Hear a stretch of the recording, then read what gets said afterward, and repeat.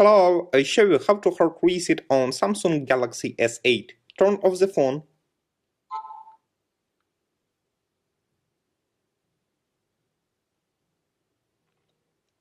Next, press and hold the power button, volume up key and Bixby button for a few seconds.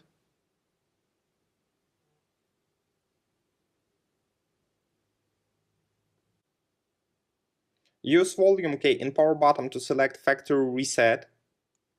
Then choose yes.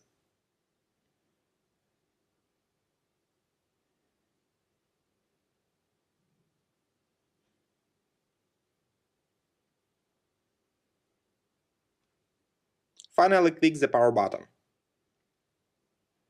Your device will now restart. Successfully, the hard reset is completed now. Subscribe to our YouTube channel and rate the video.